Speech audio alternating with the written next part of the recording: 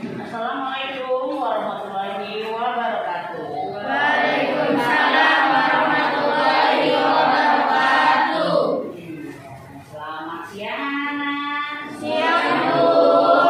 Gimana kabar kalian hari ini? Sehat, Bu. Alhamdulillah ya, jika kalian sehat ya, sehat semuanya. Nah, apakah kalian hari ini ada yang tidak masuk atau masuk semua nih? Ada yang tidak masuk? Siapa? Teman kalian yang tidak masuk, dulu lihat dulu ya, bentar, gue lihat absennya.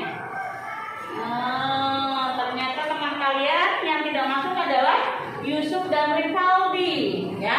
Apa kalian tahu kemana teman kalian? Tidak tahu. Tidak tahu ya. Tidak ada kabar karena guru tunggu juga ya tadi. Ya, anak. Ya, baiklah. Sebelum kita mulai pembelajaran kita kali ini ya, kita berdoa dulu ya. Siapa yang kalian yang mau memimpin doa? Saya, Bu. Oke, Musya, silakan. Teman-teman, sebelum kita belajar, marilah kita berdoa terlebih dahulu. Doa dimulai. Selesai. Ya, terima kasih Musya. Dalam keadaan pandemi COVID-19, guru juga tidak akan bosan-bosannya ingin mengingatkan kalian ya mengenai mematuhi protokol kesehatan ya dengan sebelum belajar mulai kalau guru mau mengingatkan coba kalian ada yang masih ingat tentang materi yang kemarin? Ya coba siapa yang ingat? Ayo. Pengaruh perkembangan ekonomi dilakukan pada penyelesaian masalah Indonesia. Banget ya.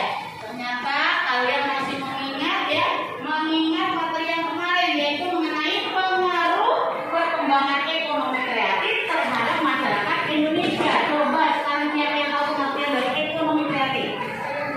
Ayo silakan. Yuki. Kreatif adalah salah satu sektor perekonomian yang menggunakan ide dan pengetahuan berbasis kreativitas dari manusia yang berperan sebagai faktor produksi utamanya, Bu. Ya, bagus. Alhamdulillah. Ya, Ibu sangat senang sekali ternyata kalian semua masih mengingat materi ya kemarin ya.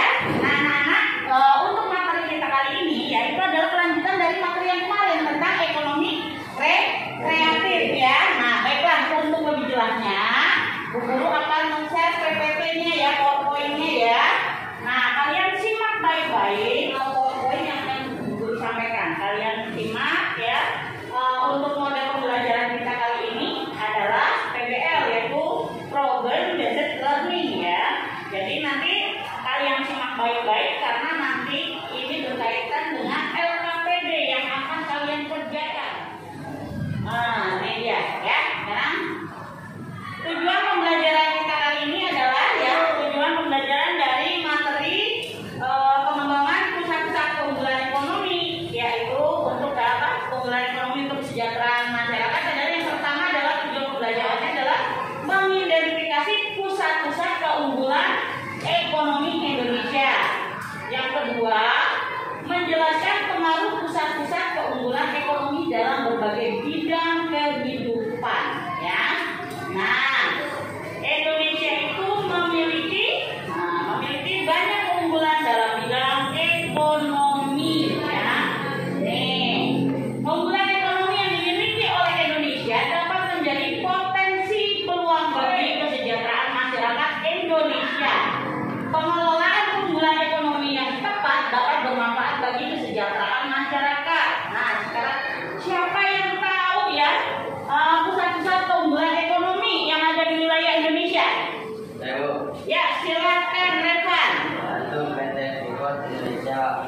Dua, perusahaan tambang minyak negara atau PTMN. Tiga, berarti Indonesia, Bu. Iya, betul. Ya, betul sekali ya. Yang contoh yang diberikan oleh Revan ya. Untuk mengetahui keunggulan ekonomi yang dimiliki Indonesia serta pengaruhnya terhadap masyarakat, ya, mari kita ikuti pembahasan berikut ini nih, ya. Yang pertama tadi sudah dijelaskan ya. Tadi contohnya ya mengenai pusat-pusat keunggulan ekonomi yang ada ya, yang ada di wilayah Indonesia. Tadi sudah dicontohkan pusat keunggulan ekonomi Indonesia itu ada yang dikelola sendiri ya. Kita mengelola sendiri, negara kita mengelola sendiri pusat-pusat keunggulan ekonomi dan ada pula ya, ada pula yang melibatkan investor asing.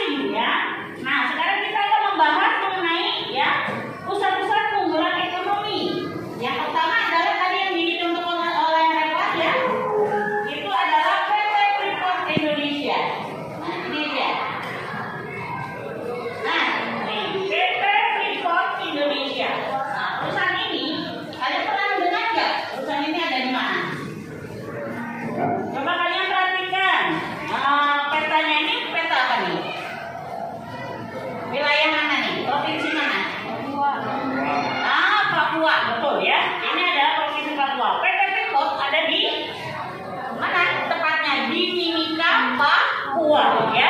Perusahaan terletak di Kabupaten Mimika, Provinsi Papua. PT Freeport menambang ya, memproses dan melakukan eksplorasi terhadap biji yang mengandung tembaga, emas dan perak ya. Itu adalah yang dikelola oleh PT Freeport.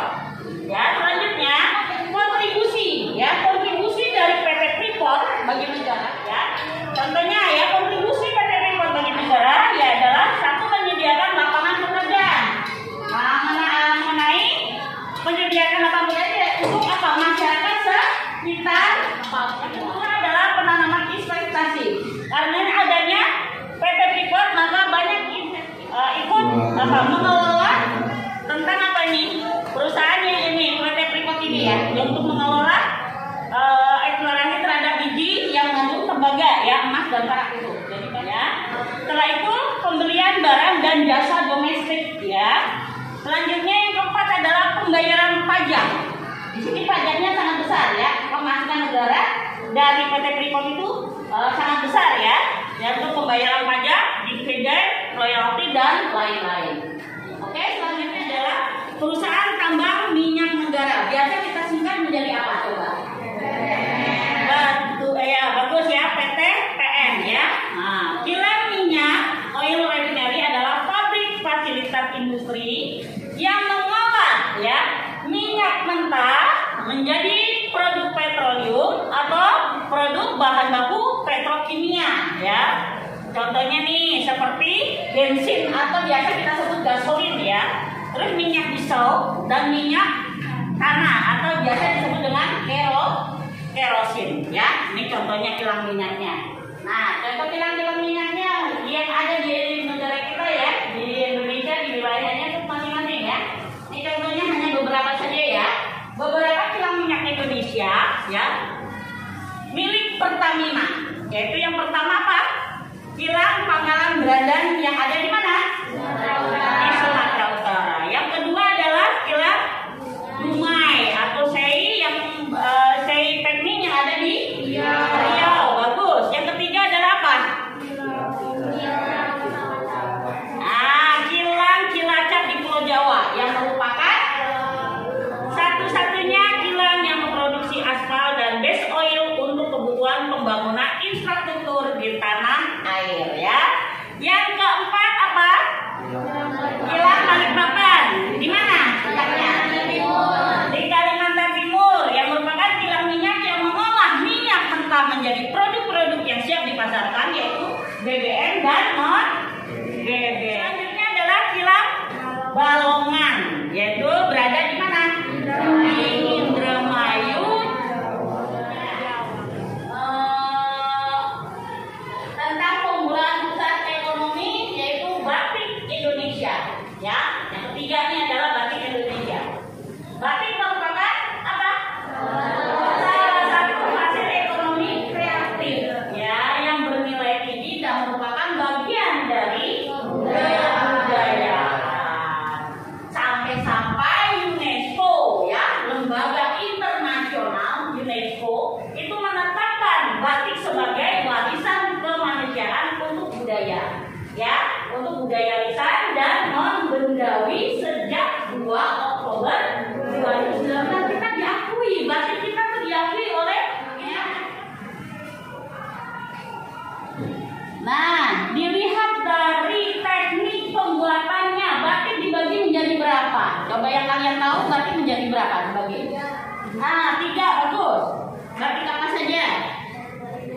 Batik tulis. Nih, batik tulis merupakan kain yang dihias dengan tekstur dan kerak batik yang menggunakan tangan. Namanya batik tulis. Dia menggunakan tangan ya. Satu kain dapat dihasilkan dengan waktu kurang lebih 2-3 bulan. Kenapa lama? Karena ditulis pakai tangan ya. Makanya lama, harganya pun jadi lebih mahal. Oke, lanjut. Ya. Yang kedua adalah batik cap. Nah, kalau batik cap ini cepat ya karena dicap. Nah, yang kedua. Nah, maka waktunya pun apa? Lebih singkat, yaitu 2-3 kali untuk pembuatan batik ini ya. Dia menggunakan cap. Jadi karena cepat ya, mudah, maka harganya pun lebih murah dari batik tadi. Batik apa? Tulis ya. Nah, yang ketiga adalah batik lukis ya. Batik lukis juga merupakan pembuatan batik dengan cara melukis, jadi dilukis juga pakai tangan ya. Nah ini dengan cara melukis pada kain putih dan pewarnaan batik lukis yaitu biasanya menggunakan serat-serat alami. Oke, masalah pemulihan ekonomi. Apa kalian tahu ya pengaruh dari pengembangan pusat-pusat pemulihan ekonomi? Ayo siapa yang tahu? Saya, Bu. Ya silakan. 1. Migrasi, 2. Transportasi, 3. Lembaga sosial ekonomi, 4. Pendidikan, 5. Pekerjaan, Bu. Iya bagus ya. Benar ya. Jadi pengaruhnya ya pengembangan pusat-pusat keunggulan ekonomi adalah yang pertama adalah migrasi, yang kedua adalah transportasi, yang ketiga adalah lembaga sosial ekonomi, yang keempat pendidikan dan yang kelima adalah pekerjaan ya. Oke ya bagus Najah ya. Tadi sudah menyampaikan pengaruh dari pusat-pusat pengembangan ekonomi ya. Pusat-pusat pengembangan ekonomi sekarang nih ya. Bu lanjut ya nih. Tadi yang sudah disampaikan pengaruh pusat-pusat keunggulan ekonomi nih. Pusat-pusat ekonomi Indonesia berpengaruh besar dalam berbagai bidang kehidupan. Nah, contohnya tadi sudah disampaikan oleh Najah ya. Selanjutnya Bu Guru pengen tanya ya mengenai pusat-pusat telah disebutkan nih. Ada yang mau menanggapi nggak tentang pengaruh pusat-pusat keunggulan ekonomi yang disampaikan oleh Najah? Ya, silakan siapa? Saya Almira. Oh ya, silakan Almira. Pengaruh pusat-pusat keunggulan ekonomi bagi masyarakat Indonesia yaitu 1. Migrasi. Pusat keunggulan ekonomi yang ada di Indonesia dapat berpengaruh terhadap perpindahan penduduk atau migrasi karena penduduk akan melakukan perpindahan ke wilayah yang mendekati pusat keunggulan tersebut. 2. Transportasi. Mobilitas penduduk tidak dapat dilakukan tanpa adanya sarana dan prasarana transportasi yang memadai. 3. Lembaga sosial ekonomi. Sebuah lembaga nirlaba yang mengelola dana kemitraan. 4. Pendidikan. Keunggulan pusat-pusat ekonomi membutuhkan tenaga-tenaga ahli sehingga setiap negara berusaha meningkatkan kualitas pendidikannya agar menghasilkan sumber daya manusia yang kreatif, inovatif, dan mampu bersaing di tingkat internasional. 5. Pekerjaan. Terbukanya lapangan pekerjaan dan kesempatan kerja bagi masyarakat dalam tumbuhnya pusat-pusat keunggulan ekonomi maka berdampak bertambahnya produksi barang dalam negeri sehingga berakibat pada bertambahnya kebutuhan tenaga kerja yang akan memperluas lapangan kerja.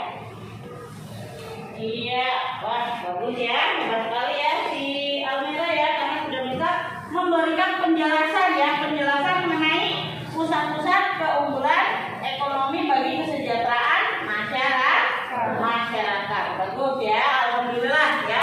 Ternyata anak-anak ibu ya sudah pintar, sudah mampu mengetahui tentang pengembangan keunggulan pusat-pusat keunggulan ekonomi ya untuk kesejahteraan masyarakat. Oke anak-anak ya.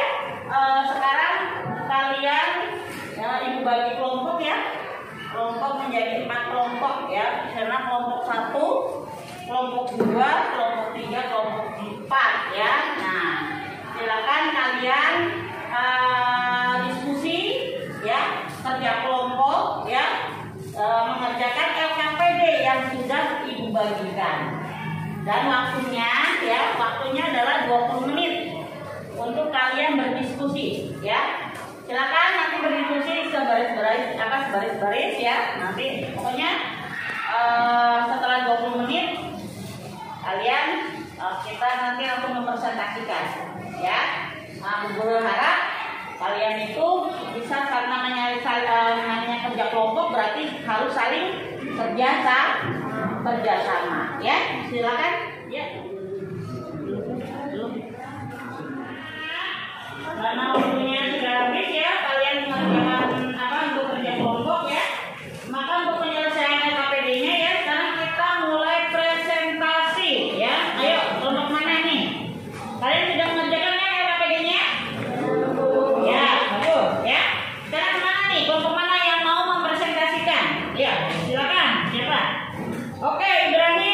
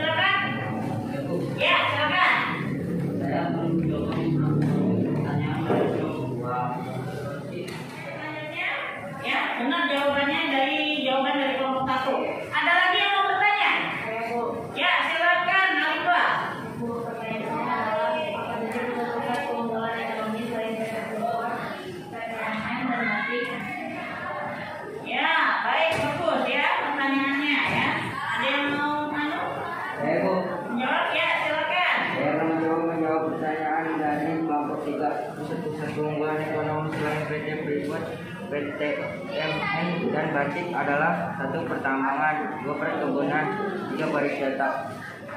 Terus ya, baiklah ya, kelompok 1 tadi sudah selesai ya, mempresentasikan hasil diskusinya, juga sudah menjawab atau menanggapi pertanyaan dari kelompok tadi. Kelompok berapa ya? Kelompok 3 dan kelompok siapa tadi yang mengajukan pertanyaan? Kelompok 2, oke ya, dari kelompok 2 dan kelompok 3 sudah menyampaikan ya.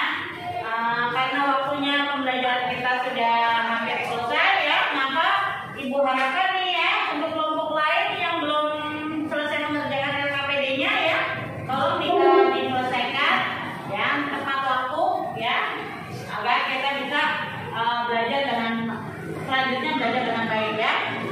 Baiklah anak-anak ya, untuk mengakhiri pembelajaran kita ya, siapa yang mau memberikan kesimpulan dari materi pembelajaran kita kali ini? Oke, silakan Najma. Kesimpulan materi hari ini adalah bahwa pusat keunggulan ekonomi itu tidak hanya PT Freeport, PTMN, dan batik. Masih ada lagi keunggulan ekonomi lainnya seperti pertambangan, perkebunan, dan pariwisata. Semua keunggulan ekonomi ada yang dikelola sendiri dan ada pula yang melibatkan investor asing yang untuk kesejahteraan masyarakat. Iya, bagus ya. Dari kesimpulan yang diberikan oleh kelompok 1 ya. Di sini Ibu akan menambahkan sedikit ya mengenai kesimpulan yang telah diberikan oleh kelompok 1 ya. Jadi pusat-pusat keunggulan ekonomi itu ya, pusat-pusat keunggulan ekonomi untuk kesejahteraan masyarakat itu ada yang berdampak negatif dan ada juga yang berdampak positif. Nah, di mana kalau dampak positif itu mempengaruhi kesejahteraan masyarakat yang berada di mana?